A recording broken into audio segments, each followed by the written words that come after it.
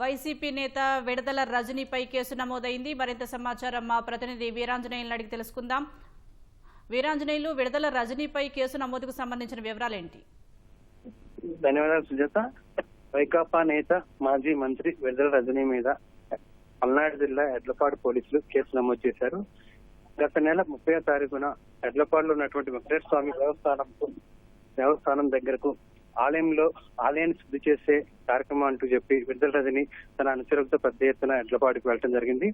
అయితే అప్పటికే ఈ తిరుమల లడ్డు ప్రసాదం సంబంధించి కల్తీ నెయ్యి విషయంలో సిట్ నివేదిక రావటము, అటు కూటమి నాయకులు కావచ్చు, సామాన్యులు కావచ్చు, నెయ్యి సంబంధించి కల్తీ జరిగింది, భక్తుల మనోభావాలతో వైసీపీ ప్రభుత్వం ఆటలాడుతుందని చెప్పి పెద్ద ఎత్తున ఇప్పటికే వాళ్ళ మనోభావాలు దెబ్బతిని వాళ్ళంతా కూడా ఒక రకమైన బాధలో ఉన్న సమయంలో ఈ వైకాపా నాయకుడు అనేటువంటి విడదల రజని ఆ దేవాలయానికి వెళ్లి, అంటే కల్తీ జరగలేదు, కల్తీని ఏమి విక్రయించలేదు వైకాపా ప్రభుత్వం అని చెప్పి తెలియజేసే విధంగా ఆ గుడిలో శుద్ధి కార్యక్రమం చేపట్టడం అనేది వివాదానికి కారణమైంది.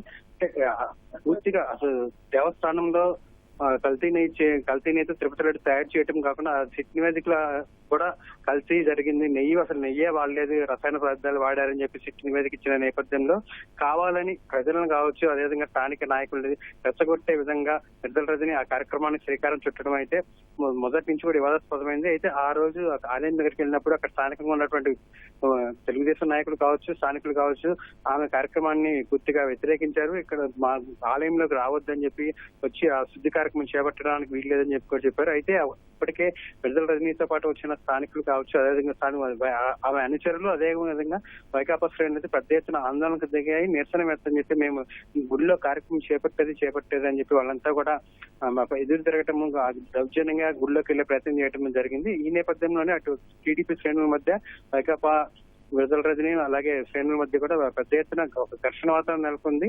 అయితే పోలీసులు జోక్యం చేసుకుని అప్పటికే అది కష్టం మీద విడదల రజని ఆమె అనుచరుల్ని అక్కడి నుంచి అయితే పంపించి వేయడం జరిగింది.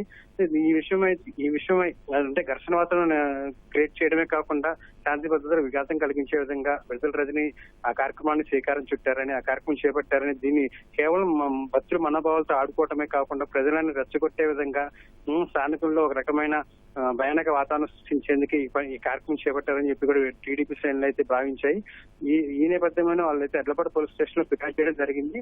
ఈ పోలీసులు ఈ ఫిర్యాదును తీసుకుని విడదల రజనీతో పాటు మరొక 20 మంది వైకాపా నేతల మీద అయితే కేసు నమోదు చేశారు. ఇది పరిస్థితి. ఇది సుజాత ఇక్కడ ఉన్న పరిస్థితి. ధన్యవాదాలు వీరాంజనేయులు.